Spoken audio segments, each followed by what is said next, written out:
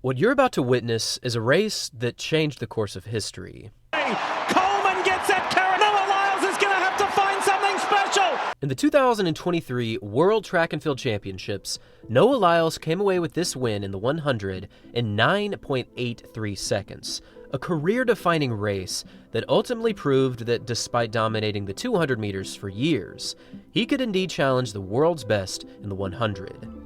This was a huge result for the American sprinter.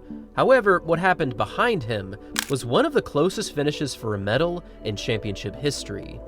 Finishing in second place was Letsile Teboho from Botswana in 9.873, and finishing behind him for the bronze was Zarnell Hughes from Great Britain in 9.874, and finishing in fourth, just 3/1000th of a second behind, was Oblique Seville from Jamaica in 9.877 seconds.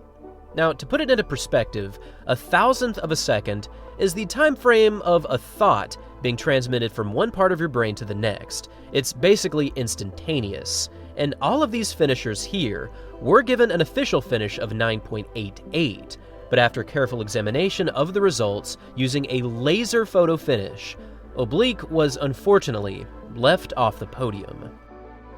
It's already painful enough to finish in fourth, as you're just one position away from mounting the elusive championship podium, but to finish in fourth like this was undeniably a cruel fate for the Jamaican sprinter. This result was unfortunately a continuation of the painfully close finishes to the podium that Oblique had been in his career, as he finished fourth overall in 2022, and he also suffered an injury during the Olympic final over the final 30 meters in Paris, and despite coming in as one of the heavy favorites for a medal, he sadly finished in last come the final. From 2022 through 2024, Oblique was clearly one of the fastest men in the world, and he managed to run under 9.9 on various occasions in the 100, but his finals races just never came together. However, 2025 has proven to be a completely different story, and despite what you might have heard about this powerful Jamaican great, I can assure you, he is much faster than what we thought was possible in the 100 meters, and this event has completely changed forever.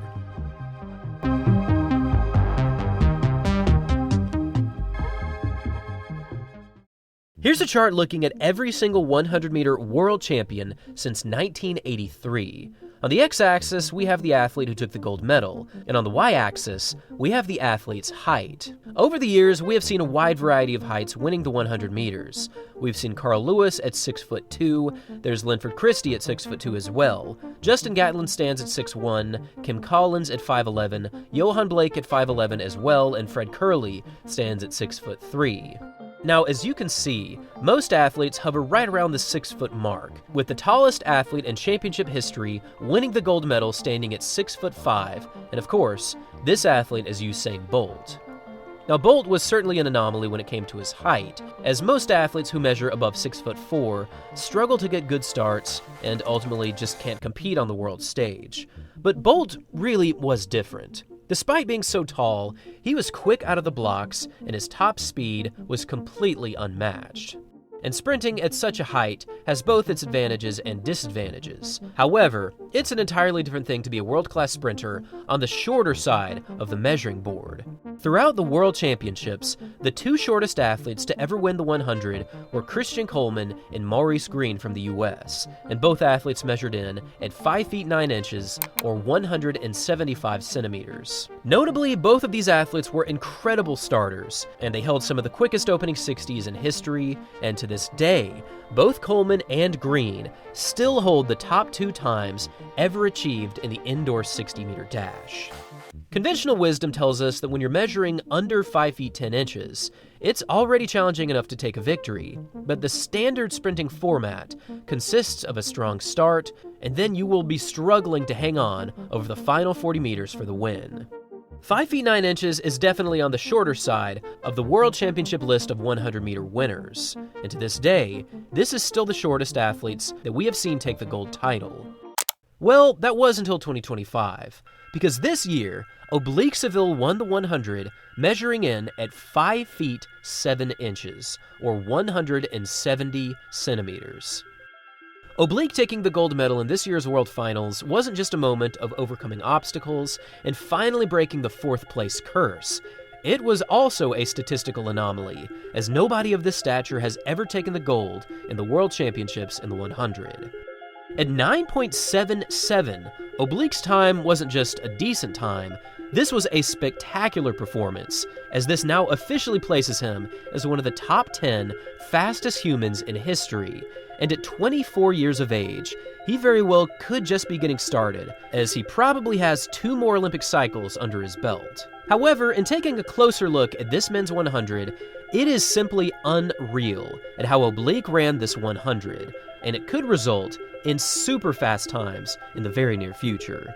Here is a look at each sprinter's time in this year's 100-meter final in the opening 60. At 6.39 seconds through this opening 60 meters, it is no surprise that Oblique was already positioned very well in second place, only behind Kashane Thompson. As we previously mentioned, Oblique's stature at 5'7" gives him some solid abilities over the opening 60. And while this is not a universal fact or anything, it does fall in line that at a shorter height, he opens up faster than most. But when it comes to the final 40, this is where the race gets fascinating, because despite being the shortest athlete in the field, Oblique Seville actually ran the final 40 faster than anyone else in this race. At 3.38 seconds for his final 40 meters, Oblique's closing stage proved that even as one of the shorter runners to ever hit the pro circuit, he can still close with some of the best finishers in history. And despite being known as one of the greatest closers of all time, Noah Lyles actually ran just barely slower than Seville.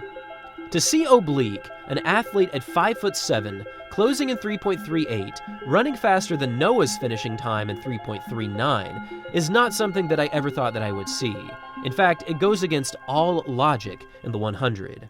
Here's a chart looking at the fastest closes in history over the 100 and how top speed expectations align with an athlete's height.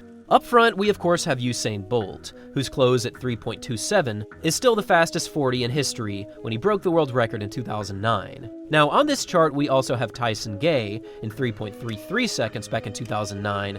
There's Johan Blake's 3.36 finish in 2012. There's Noah Lyles with his 3.35 in last year's Olympics. Kashane Thompson is also present with his 3.38 from Paris. And of course, there's Oblique Seville with this year's 3.38 as well. These are some of the very few sub 3.4 finishes over the final 40 in sprinting history.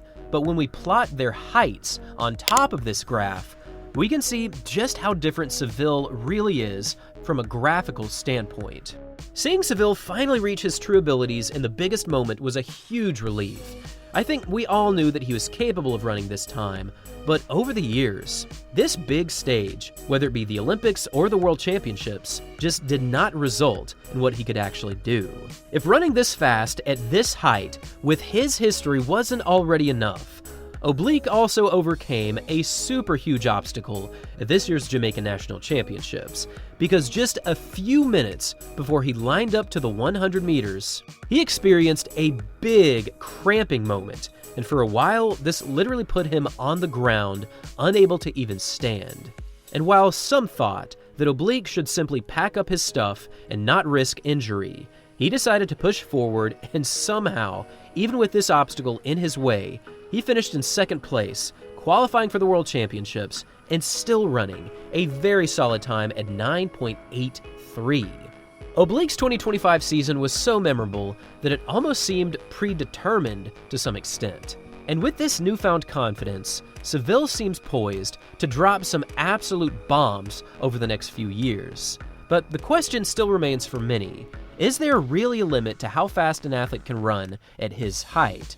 Some would say yes, while others would say no. Leave your thoughts down below on what you think Oblique can do over the following few years, and leave your thoughts on how you think he will compete against the world's best. Thanks for watching, everyone. Until next time.